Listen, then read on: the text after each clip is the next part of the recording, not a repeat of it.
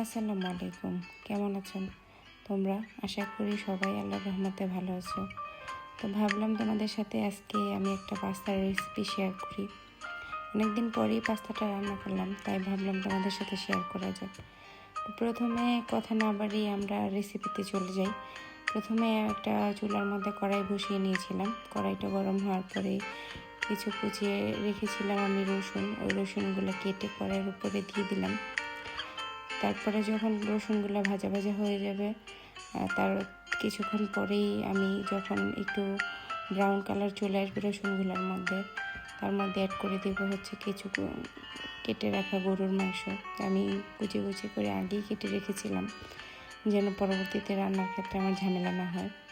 তো ওইগুলো একটু সময় নিয়ে 5-10 মিনিট সময় নিয়ে ভেজে নিতে হবে, যেন মাংসটা সিদ্ধ হয়ে যায়। তো যখন মাংসটা দেখতে পারবো যে একটু ভাজা হয়ে গেছে, তারপরে অ্যাড করে দেবো হচ্ছে 3টা ডিম। তো ডিমটাও ভালো করে ভাজতে হবে, যেন ডিমের কাঁচা গন্ধটা না আসে বা দেখতেও ভালো লাগে। তো যখন একটু ডিমটা ব্রাউন কালার হয়ে আসবে, তখন কেটে রাখা টমেটোগুলো দিয়ে দিব। এখানে টমেটোও অ্যাড করে দিতে হবে। টমেটো দেওয়ার পরে কিছুক্ষণ পরে আমরা দিয়ে দিব হচ্ছে কাঁচামরিচটা দিলে স্মেলটা সুন্দর আসে, এই জন্যই আমরা কাঁচামরিচটা দিয়ে দিব। তো আমি 3টা কাঁচামরিচ দিয়েছি, আপনারা আপনাদের স্বাদ অনুযায়ী দিতে পারেন। কেউ এক এক রকম ঝাল খায়, আমি একটু ঝালটা কম খাই, তাই 2 থেকে 3টা কাঁচামরিচ দিয়েছি। তারপরে আপনারা সবজি অ্যাড করলেও পারেন, আবার না করলেও পারেন। আমি সবজি খেতে পছন্দ করি, তাই আমি এখানে গাজর অ্যাড করে দিয়েছি, যেন খেতে ভালো লাগে। তো গাজরটা দেওয়ার পরে আমি আরও কিছুক্ষণ এভাবে নাড়াচাড়া করবো। সব উপকরণগুলো ভালো করে রান্না যেন হয়ে যায়, এই জন্য আমি একটু সময় নিয়ে এগুলো করব। তারপরে যখন দেখবো যে আমার গাজরটা ওই কাঁচা গন্ধটা চলে গেছে, তখন অ্যাড করে দেবো হচ্ছে টমেটো।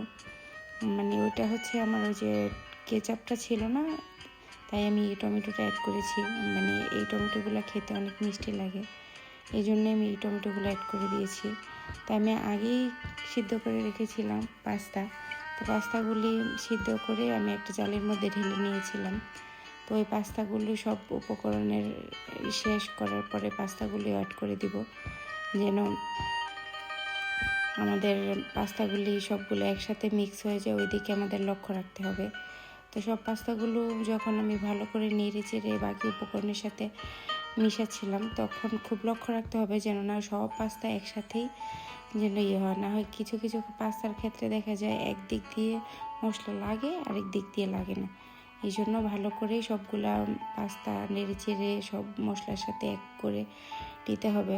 আমি আগেই কিছু গ্রেট করে রেখেছিলাম বাটার, তো ওই বাটারগুলি আমি উপর দিয়ে ছড়িয়ে দিচ্ছি, যেন না খেতে অনেক খাবারের টেস্টটা অনেক বেড়ে যায় বা খেতে অনেক মজা লাগে।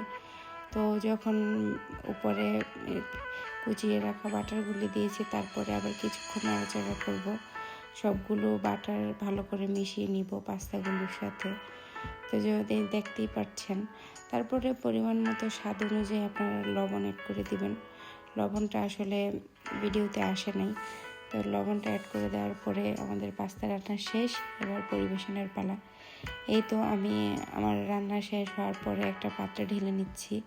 দেখতেই পাচ্ছেন পাস্তাটা কীরকম, খেতে অনেক মজা হয়েছিল। আমি খেয়েছি, তাই আমি বললাম আপনারা বাসায় একবার হলেও ট্রাই করবেন। ট্রাই করে অবশ্যই আমাকে জানাবেন আপনাদের পাস্তাটা খেতে কীরকম হয়েছে। ওকে, আল্লাহ হাফিজ।